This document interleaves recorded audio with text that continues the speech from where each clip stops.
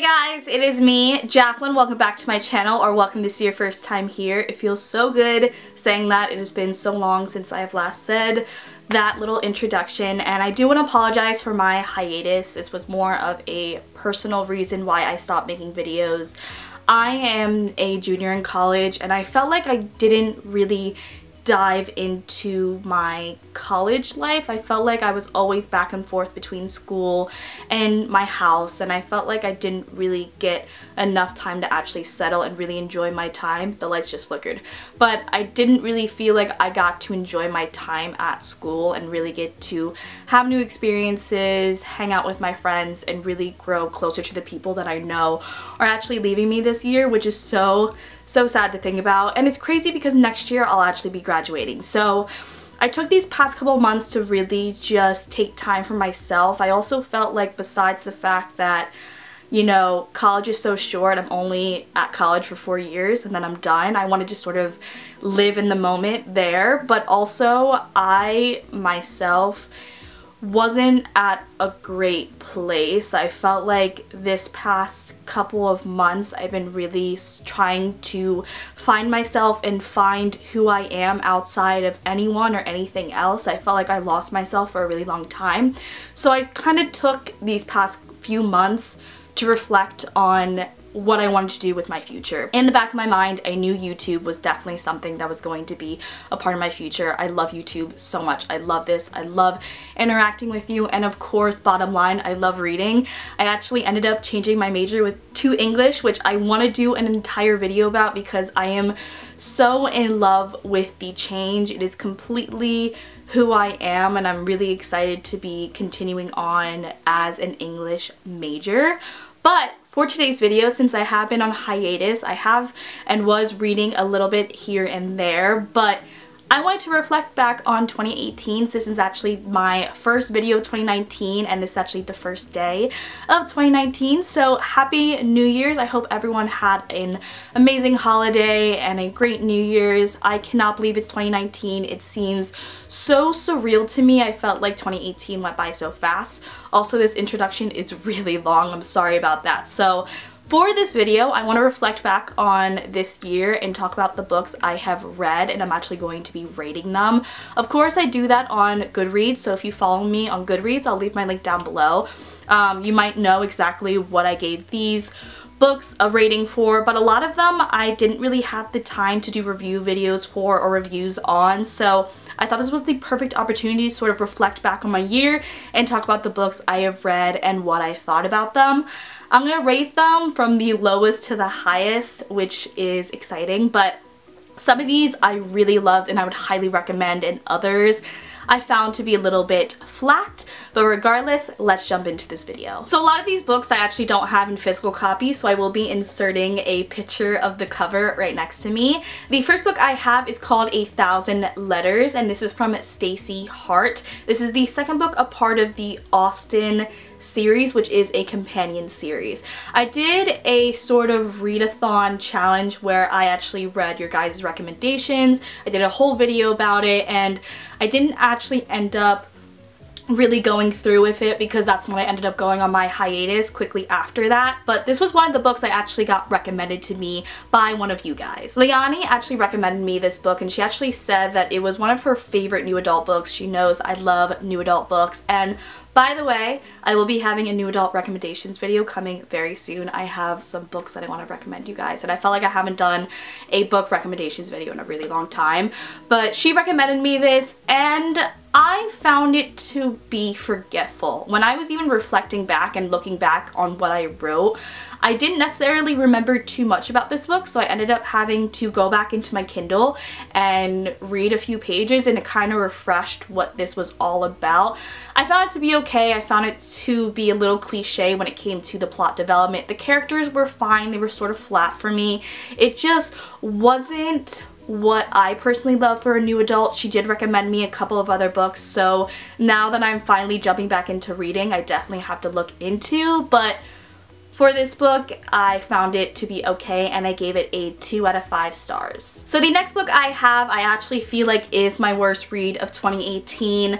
The other one I completely forgot, that I read it, so that's why I put it on the bottom. But this book I just really did not enjoy. I gave it a 2 out of 5 stars, I think. But this is called Love Me Never from Sarah Wolf, and this is the first book, a part of the Lovely Vicious series. It's a YA contemporary romance series. I've heard good things about this series. I was really excited for this book, and I thought it fell really flat. I just felt the characters were very lackluster. The overall plot seemed very childish and naive, and I know they're in high school, and it's not that I'm not that much older than these characters, but for some reason reading and being in the perspectives or seeing and following these characters specifically, it just felt very unrealistic, and it was really hard for me to push through. Characters are a huge thing for me, you guys know this, and I just found that these characters were really flat. And it's so funny because my favorite book of the year is from this author, and I hated this book, which is my least favorite. So my favorite and my least favorite are from the same author. That just shows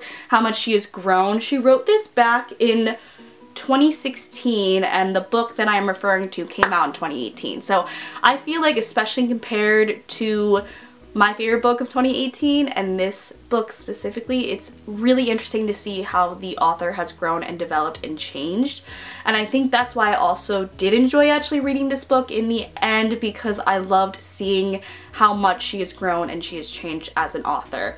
This series though, I will definitely pass on. The next book I have, I actually got to read because I am an English major. I got to read it for my class. It is Beloved from Toni Morrison. I had read one other Toni Morrison book, and I was really looking forward to reading Beloved. I have heard Toni Morrison has just a really unique way of writing. She interweaves the past and the present, and she has a lot of symbolisms and themes weaved throughout her stories. And Beloved specifically was a story that, while I read it in conjunction with my class, in conjunction with other reading assignments I had to do on it, it was a story that I found to be very strong and really come across the page. It was a little hard for me at times to read certain parts and understand exactly what was going on, because if you've ever read her writing, it's very lyrical in a way. She has a lot of motifs and symbolisms, and sometimes it might be hard exactly or knowing exactly what she's saying, but I found this to be an overall really interesting story. I gave it a 3.5 out of 5 stars, I think, on Goodreads. It was really hard for me to pinpoint where I wanted to put this on a rating scale, but I ended up doing that because I did enjoy it. I just didn't really full on love it. But if you're interested in almost a post-Civil War story following the life of a mother dealing with the aspects of slavery even before and after slavery came into effect, it's really interesting, and the symbolisms that Toni Morrison sort of interweaves with different characters was really fascinating. She has such an interesting way of writing when it comes to time and time as an element. So that was a really interesting concept to read, and also discussing it. I found that I got so much more from this book being able to discuss it in my class. It was one of my favorite classes I took this year, and I'm really glad I got to read this book. The next book I have was actually a reread, and that is Unhooked by Lisa Maxwell. I first read this when it was released, I want to say in 2016. It was actually one of my favorite books of 2016, and it's so funny because now that I actually got to reread it, I found that I saw a lot more cons, specifically when it comes to the ending, how this is supposed to be a standalone novel, but I felt like so many questions were left unanswered, and I also felt like it was very rushed, and I felt if she really developed it and really dragged the story out, we got to see a lot more of this beautiful Neverland retelling, because this is a Peter Pan retelling. I think this would have been such a stronger book. I don't think it would have been good for a trilogy, but I think if she expanded it more as a standalone, it would have been so much better. So besides that, some of the characters I found to actually also be flat. I think the first time I was reading it, I was just so excited to read a Peter Pan retelling, a pirate book that I had been really desiring and searching for, and this was one that I was anticipating, and when I read it, I instantly fell in love with it. And then reading it again, I saw the flaws. So it's interesting when you reread a book.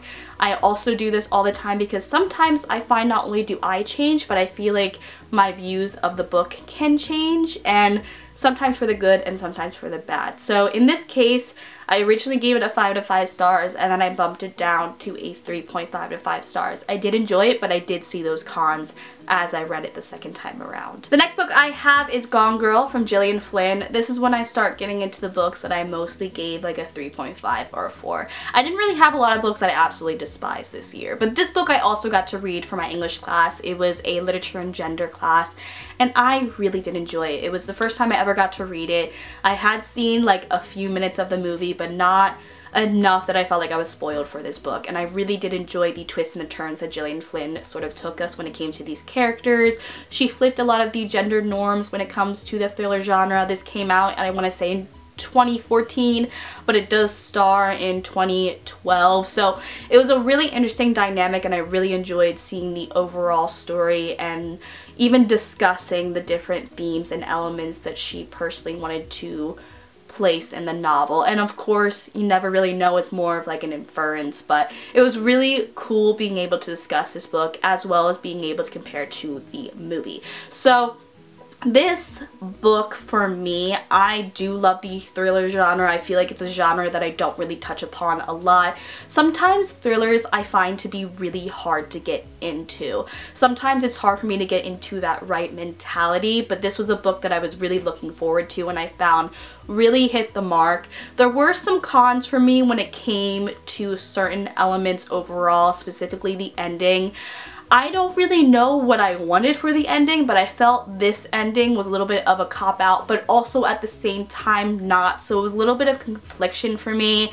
Overall, it wasn't my favorite read of this year, but it definitely wasn't my worst, and I gave it a 4 out of 5 stars. The next book I have on my list is Sea Fire, which is from Natalie C. Parker. This is the first book, a part of a trilogy, I believe, and this is actually a pirate book, which I was super excited for. It was one of my most anticipated book releases for 2018. I did find it to fall a little flat. I gave it a 4 out of 5 stars. For me, since I have now read a few, and when I mean a few, a lot of these pirate books, I find that I need something different. And what really drew me into this book was the sisterhood is survival element, which we basically follow a female captain of a all-female ship. She's seeking revenge for her family's murder, and while I really loved seeing the different characters on this ship, and I loved seeing our main female character and her sort of coming to who she is and really dealing with grief, I wish we got to see more. I know it's the first book, a part of a series, so I will be picking up the sequel whenever it does come out. But besides that, for a first book in a series, I thought it was good, but I didn't think it was amazing, and I did want just a little bit more from it, especially because this was a big book, but I felt that not a lot had really happened, but also a lot did happen. Does that make sense? I just felt like I was expecting a lot more. The next book I have is The Power, which is from Naomi Alderman, and this was actually the third and final book I got to read for my gender and lit class, and I loved it. I had never heard of it before. I don't know how, because it won an award, but it was so unique. I love the gender dynamic flips and how it's in a world we live in today in the future where girls gain a physical ability. It shifts the entire dynamic. You get to follow it 10 years after the power is fully sort of seen and developed. It's so unique. I feel like you get to see a lot of different elements, whether it be political, religion, self. Like, it's so interesting. It's almost like a what if situation. What if the power shifted to almost being more of a female dominant world? And I found it to be really fascinating. I did want more. I felt the ending I didn't really love as much. Besides that, it was really cool. You get to follow multiple different characters that are around the world and how they actually come together. So I found it to be really insightful. I highly recommend. Next on my list is a series, and that is the Seven Sinners series from S.L. Jennings. This is a series that I was really looking forward to reading and completing, and I'm so happy I did. I loved it. The first book is called Born Sinner. I've talked about it before on my channel. I've read it before. This was actually a reread for me this year, and rereading it made me want to complete the entire series. It was so good, so fast-paced, funny, but also dark and different, and I found it to be so easy to read. I did want more from this series. I think I would overall give it like a 4.25. My favorite thing about this series was the uniqueness factor when it came to angels and demons.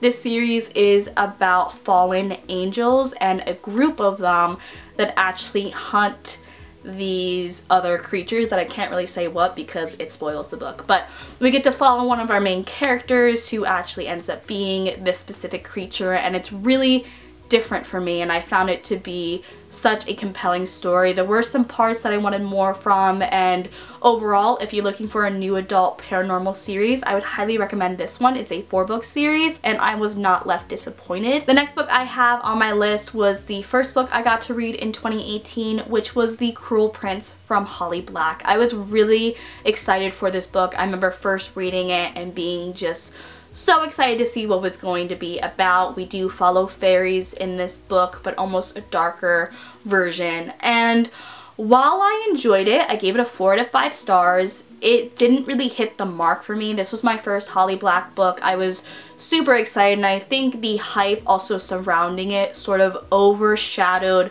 my own views regarding this book. I had some problems with it, and I was really actually looking forward to doing a video review for this, but I ended up filming it and losing the footage, and then tried filming it 3 other times and it didn't work out, so I sort of scrapped it. But thinking back on it, I would love to reread this and do a video review, and then whenever the sequel comes out, I would love to do a review for that.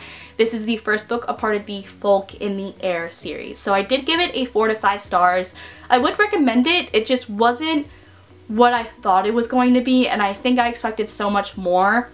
These characters are definitely my favorite part, but I would love to know more of the world and know more of the political elements that sort of were hinted at when it came to the ending. Besides that, I think I'm going to enjoy the sequel way more than this first book if I get those elements, because I feel like the way that she's setting it up, I think we're going to get that, and we're going to get more of like the world and political aspects and characters and the relationships and all that stuff. But I felt like this was a good beginning and starting book, but I just need more from this overall series, which I am hoping for in the sequel. The next book I have is The Color Project, which is from Sierra Abrams. This was also a book I got recommended by one of you guys. Her name is Kay Elizabeth, and I want to thank you so much because this book was so good.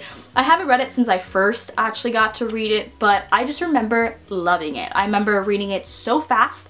I loved the characters, I loved the plot, and I found the story to be very unique for it being a contemporary standalone novel. I feel like I have read a ton in my lifetime, but for some reason, this book definitely stands out to me. If you're looking for something new and innovative and emotional, yet almost funny and compelling, I would highly recommend The Color Project. I feel like it's a really good overall contemporary novel. Speaking of contemporaries, the next book I have is Sex Not Love, and this is from V. Keeland.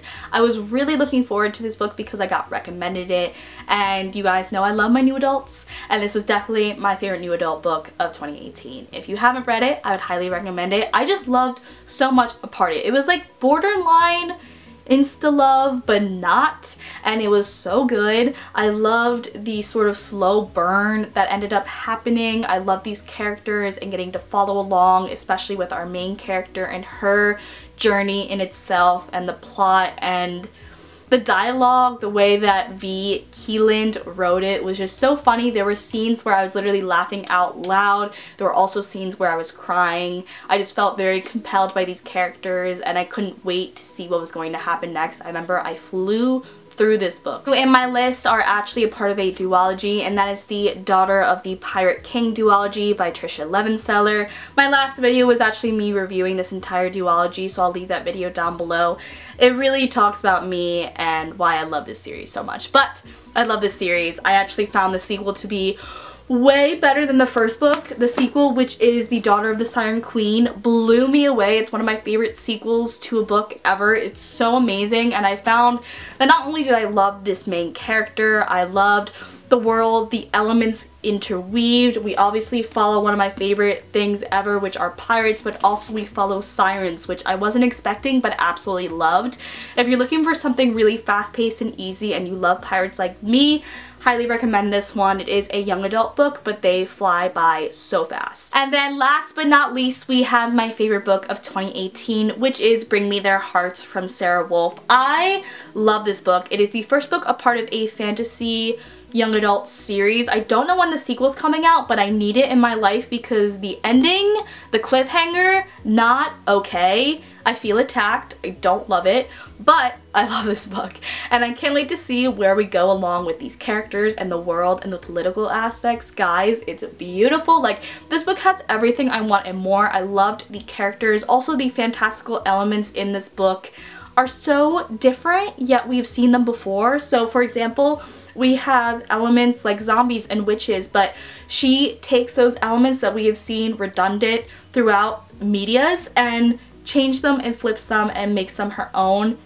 The history behind this book and how much she is thought when it comes to the magic system and everything, like, it was so impressive for me. I found that she really hit this out of the park, especially compared to her other book. I just couldn't believe that these two books, one, my least favorite book of 2018 and my favorite book of 2018, were written by the same author. It was astonishing to me. So I do have a review on this book up on my channel if you want to know more about it. I would highly recommend it. I think it's probably one of my favorite books like ever, and I can't wait for the sequel whenever it comes out. Seriously, the cliffhanger killed me. So those were the books I read during 2018. I hope you guys enjoyed this video. Let me know what you thought of it down below in the description box. If you've read some of these books, what your least favorite and your favorite books were for 2018, as well as if you have any video suggestions you want me to do in the future.